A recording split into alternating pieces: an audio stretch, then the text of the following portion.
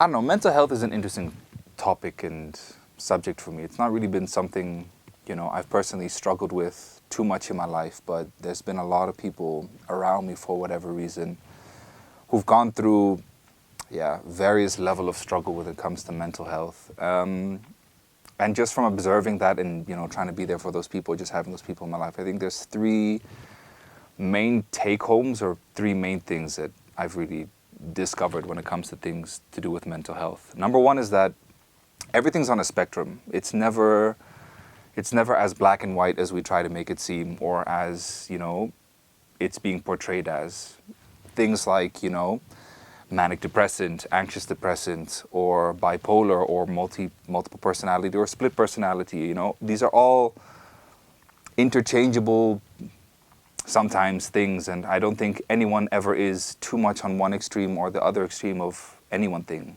There's so many gray areas, and because of this, it's never a one solution fits all sort of situation, or there's no one way to combat any one type of mental health situation.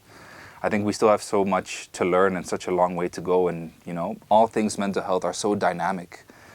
There's people who suffer from various degrees, and there's various things that work for one person that doesn't work for another. So it only complicates things more, but realizing that everything's on a spectrum, I think helps to understand that, everyone's individual struggle with mental health or non-struggle with mental health is unique to that individual. And I think that's important to realize, because no two people are the same, no two situations are the same.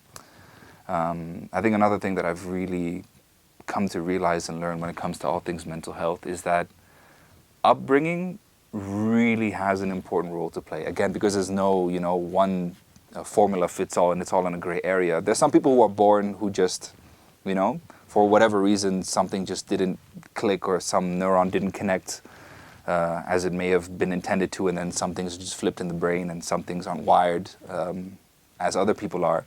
But I feel like a lot of people come into mental health struggles because of what happened early on or what happened in their childhood. Not blaming parents necessarily, but things that happen in childhood clearly have a much bigger effect on us later on in life than I think we will ever really fully understand. I know it's becoming more and more into the forefront now, but if you're a parent or if you're around children, be more intentional with positivity and love and acceptance and conversation, I think, as well.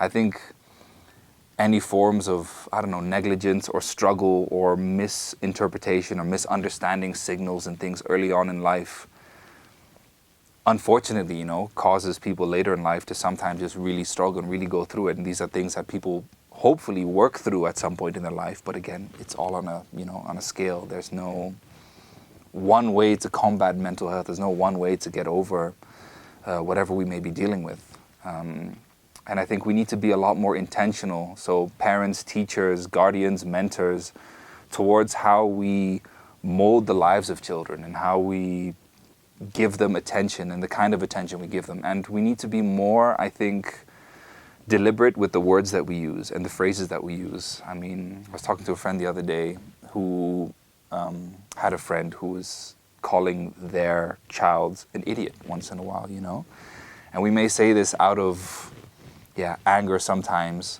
but for a child, that's very powerful, especially if it's coming from someone that's very close to them, So that's just one example of how, if we're just a little bit more intentional or a little bit more deliberate, I think we can go a long way in preventing a lot of mental health issues in the upcoming generations. And that leads me to the third thing, which is you'll never know what someone's going through, and you'll never know, the journey or the struggle that someone's going through. And similarly, no one will ever know what you as a person is going through unless we all communicate. And I think the third and the final point, I think maybe even the most important one, is that communication is so ridiculously key when it comes to discussing, combating, fighting mental health. Because I think, from my understanding from a lot of people who go through a lot of mental health stuff, is, again, it's in your mind and you're so trapped in your brain and you're kind of just like trying to get out of it and you're screaming at yourself, but you don't know how to.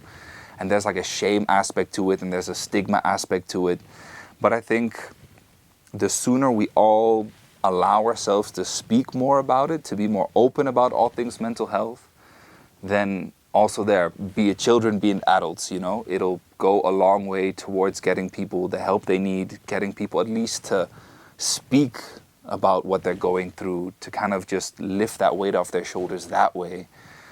Because you could be making the biggest deal out of something that's been going on in your life. You know, your brain is overclocking a certain thought process, and just talking to someone about it will maybe even give you a different perspective, or will give you a fresher insight onto the whole situation that'll, you know, potentially tip you over, you know, the negative edge and swing you back towards the positive, potentially.